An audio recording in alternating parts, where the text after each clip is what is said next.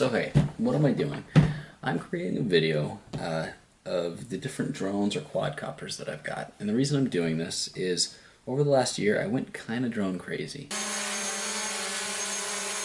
And I went through several drones or several quadcopters. And you know, because of that, a lot of the people that know me ask me a lot about, you know, what drone or what quadcopter should they get. And so over the last year I've had a chance to kind of fly a lot of different ones, and I thought what I'd do is kind of go through, you know, the evolution of my drone history and talk about each of them and some of their pros and some of their cons, and what I'd recommend for certain people and what I'd recommend for others. To begin with, it all started with this pesky little bugger.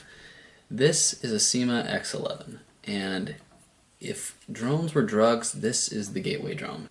Considering how expensive quadcopters and drones can get, this one costs about $25, and it arrives at your house within 15 seconds of when you order it because of Amazon Prime. It's pretty easy to get your hands on, and what that translates to is, you know, going back to drugs, since I obviously know a lot about drugs, this is a gateway drug. The first one's basically free. Really, you know, it's interesting. The first time I actually saw a quadcopter, my brother bought, it was a little Hubsan H4 something. He bought that, and I watched him fly it, and I didn't really think much of it.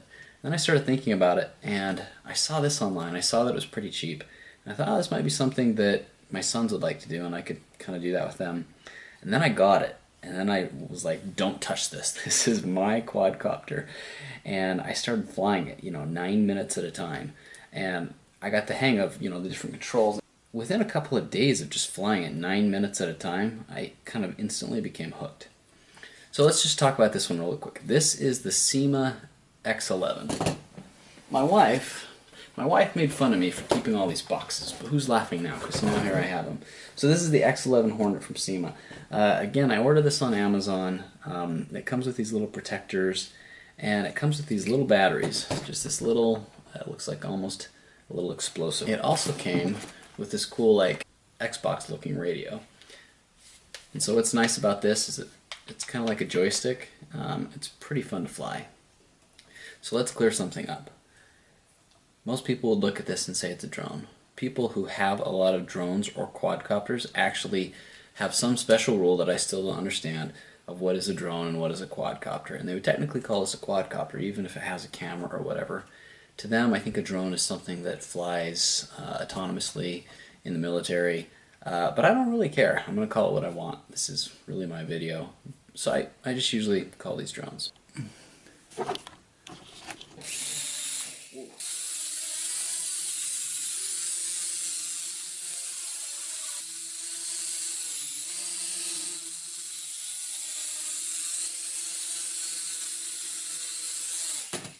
So after you kind of get the hang of it, of just how a quadcopter flies, you know, essentially a quadcopter goes forward, backwards, left, right, but it also can spin, which they call yaw. And then you've got to control the elevation. So there's really a lot that you kind of have to figure out. The best way to do it is just to get one like this and try it, though. And so after you start to figure it out, this little guy is actually pretty precise in that you can fly it indoors around things. And because of these little guards, it makes it so that you're not really gonna do a lot of damage either to the quadcopter or to your house. These little spinning rotors, though, you know, they will catch on things. They'll catch on carpet, they'll catch on strings, they'll catch on your 3-year-old daughter's curly hair a couple times. But overall, it's a pretty safe thing to fly inside. I'd probably recommend this as a first quadcopter for somebody probably over the age of 15. Somebody that just kind of has a little bit better motor skills and is a little bit more conscientious, because this thing will eventually break. I put all kinds of hot glue on the bottom to fix these things. Overall, though, it's pretty resilient. This can also fly outside, which is kind of fun. If you don't have much wind, it'll fly fast and it'll fly far. You just have to keep your eyes on it. And so I would highly recommend this probably for somebody 15 or older as just kind of a first quadcopter to kind of figure out how to learn and how to crash. Because truthfully, you're not going to do a lot of damage, and if you do, it's so cheap. It's roughly $20 to $25. So I had this one, and within a week I was just hooked. I wanted to fly it every night. I wanted to fly it more. I got special batteries to let me fly more. But ultimately, what I was missing is I wanted to have a camera on it. This is a blank spot where a camera would be if you got the X11C. This one doesn't have a camera. It just flies, and you have to watch it the entire time. So based on that, I set my sights on something bigger that I could fly outside and that could also carry a GoPro camera. And that is where this came from. This is also a SEMA. It's made by the same company that made that last one. And this is the X8C. The C here stands for a camera. This came with a camera. This is the camera. Now, I did approximately one flight with this camera, then instantly took it off. Why? Because the camera is junk. And I don't mean like photobug, snobbish junk, like, oh, it's not 4K, so it's junk. I mean, I've had Blackberries with better cameras than this. And I apologize if you're one of the 3 people that still use the Blackberry, but this camera is seriously junk. It weighs essentially nothing because I don't even know if there's really a camera in there. It does have a spot in the back for an SD card, but it'll take video and it'll take still pictures using this remote. This remote's a little bit bigger. It's kind of solid in your hands. So the camera itself is junk. But the reason I bought it is I wanted to put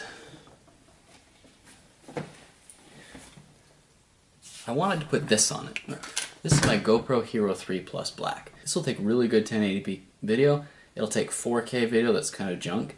And so I really just film mostly in 720, honestly, with 60 frames a second. But what I needed to do was find some way to hook this on. And so I got creative. I tried different things. I created this little kind of fake gimbal. You know, a gimbal is basically the mechanism that stabilizes the camera. Yeah, that's made out of cut up credit cards. Believe it or not, it kind of works. But then what I did is I eventually ordered this little thing. I ordered this from a company in China.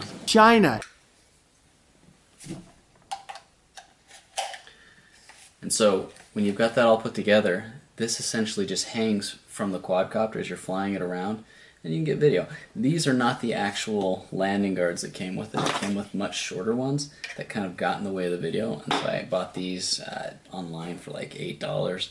And they made it so that I could get, you know, full frame from the GoPro without any cropping from the legs. And I'll tell you, you know, as a basic quadcopter, this is dumb. This is a pretty non-intelligent quadcopter. It doesn't have any kind of GPS positioning. It doesn't have any return to home functions. But as a basic quadcopter that you have to fly yourself completely using this, it's pretty reliable and it flies pretty steady. It's got decent power, enough power to carry this GoPro if you keep it pretty light and don't put any additional things on it. But ultimately you can get some decent video out of this, and this was really the goal of this, is I wanted to be able to experiment and get some video using a quadcopter. So with this I went from one of the smallest quadcopters I've had to the largest quadcopter I've had. And the premise behind getting this Syma X11 was really just to get a camera in the sky. And as I mentioned, the video quality, the picture quality of the camera that comes with it is junk.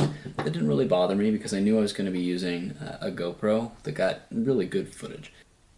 But what really dawned on me is I was using this quadcopter, which costs about $75 to $80. Again, Amazon Prime, it comes quick. But I was using this $75 quadcopter to carry this $400 black GoPro around my neighborhood and, you know, hundreds of feet from me. And I got to the point where I realized if this thing failed, I really can't stand to lose this camera. And so that's where I started to get a little bit nervous about it. But ultimately, I just got a little bit bored flying this. It's fun to a certain extent, but it's not fast, it's not quick. And once you get a camera in the sky, then the next frontier is being able to see the camera when you're flying it. And they actually call that FPV. So FPV stands for first person view. So let's get this out of here. And so this is a little FPV setup. It's a little more advanced controller, but it's got this screen on top. And specifically, I got this little guy.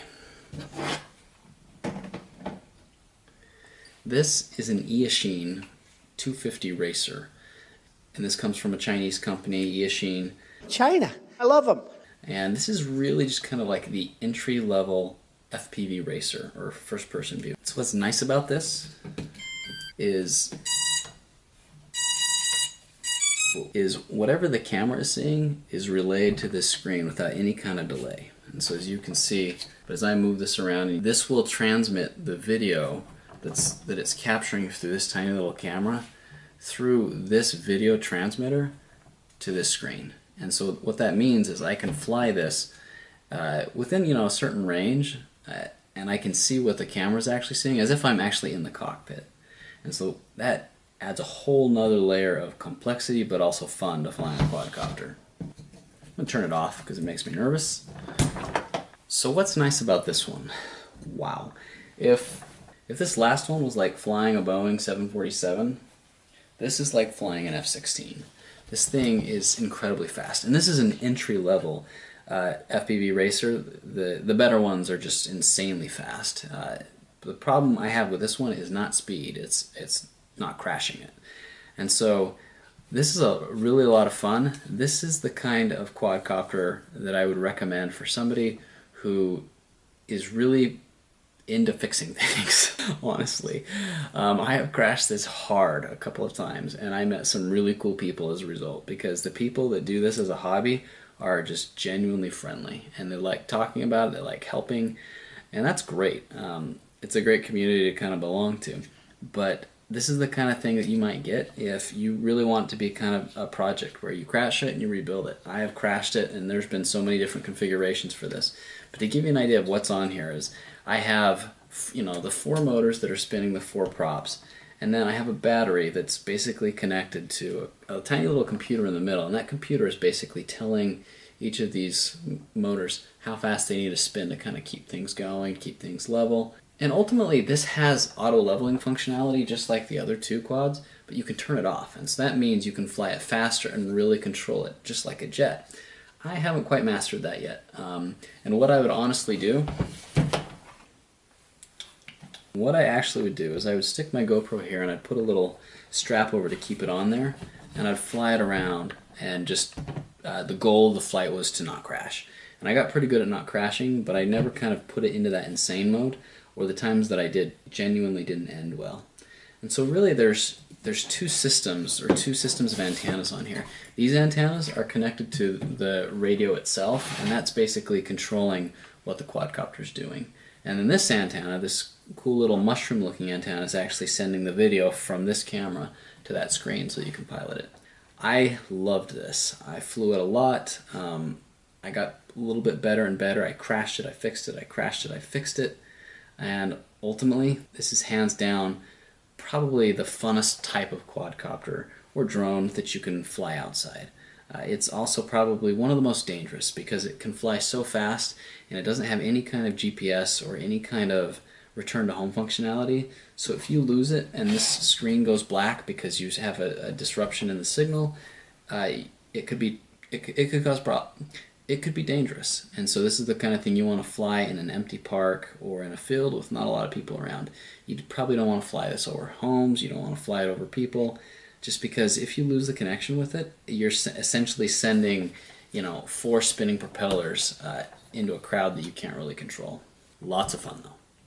And the interesting thing is, so I got this through a site called banggood.com, which is a Chinese site. China. That you really want to use PayPal to purchase from, probably not a credit card. Although everything I've ever bought it just came on a slow boat from China, literally. And it's interesting, all these others that I purchased through Amazon came in nice crisp boxes. This one came in a box that looked like it had been on a boat for several weeks. That's why I don't have the box, because it was ripped just trying to get it open.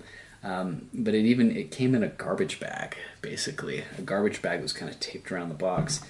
I paid about $260 for this. So $260 got me everything that you see here, which is really everything that you need. This came ready to fly. You had to take it out of the box, put these propellers on, and just basically sync it up with this, and everything was ready to go. You can also buy it individually with just this quadcopter that comes ready to fly, but then you'd have to pair it with a radio. You'd also have to find a screen to really make use of the FPV. And so if you buy it with just the drone, that's called bind and fly, or BNF. And that basically means you've got to find a controller and you're going to bind it and then it'll fly. When it comes completely assembled like this, it's called RTF, or ready to fly. But you can also buy it just as a parts kit, where all the parts you would need are here, but you're going to spend a couple of frustrating Saturdays putting it together. But if that's the kind of thing you like to do, it's actually quite a bit of fun to piece one of these together. I've crashed it enough that I'm pretty familiar with how all the parts work, and what's great about it is this is like the Volkswagen Bug. All these parts are interchangeable, so you can break an arm, you can break a prop, you can break the camera. I've done all these, by the way. And you can replace the parts pretty easily. So the thing is when I bought this, I figured, okay, I'm going to have this, I'm going to be set. All my drone needs are taken care of. But this really just kind of exposed me to just how much you can do with a quadcopter or a drone. And that's where my mind just started to wander a bit. So that's when I bought one of these little guys. This is an Eachine E010. This is made by the same Chinese company that makes this. I bought it from the same Chinese site. It came on the same slow boat from China. It took like 3 weeks to get here, but it was only $13. You can find them between $13 and like $18 on that site any day. You can also find essentially the same exact quadcopter on Amazon for about $25 through Amazon Prime. So if you're not in a hurry, you can buy it through banggood.com. If you're in a hurry, though, you can buy it through Amazon and get it in a couple of days. These things are amazing because they're so cheap, but they're so extremely durable. I bought one of these for both of my sons. One son is, crap, I should know this. One son is 10 and one son is 6. And I got it both for them for Christmas, and they flew the guts out of this. Like, it looked like they were trying to sabotage it. Because when you give a 6-year-old a little quadcopter and this little peanut-sized remote, they just go to town. What's amazing is it crashed into walls, it crashed into the ceiling, into the floor. It didn't damage the house, and it didn't damage the quadcopter for the most part. I would say that my son's is just starting to kind of suffer, where he's broken some parts on the frame after about 2 months of flying it. And for a little $14 quadcopter, I was really impressed. So it's really a lot of fun to fly.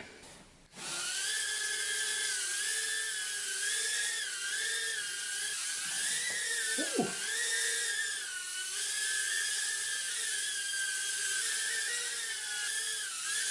Oh.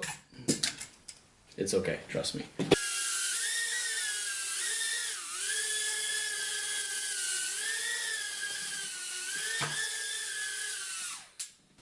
It's a ton of fun to fly. So I played around with this. I bought them for my sons, and then of course I bought one for me because it was too much fun to not have one. And then I came across the concept that you can put these tiny cameras on them. In the quadcopter space, they call that a tiny whoop. And basically, when you put a little camera on a quadcopter this size, what happens is these little cases pop right off, and you can just mount a little camera on that. In fact, I've got one right here. And so if you take a look at that, it's got this integrated little camera. It came with this very light shell that you can mount the camera on, and I use a soldering iron to just solder that so it's drawing power from the battery, and some rubber bands to hold it on. And this tiny little camera and this tiny little antenna will transmit to this same little screen.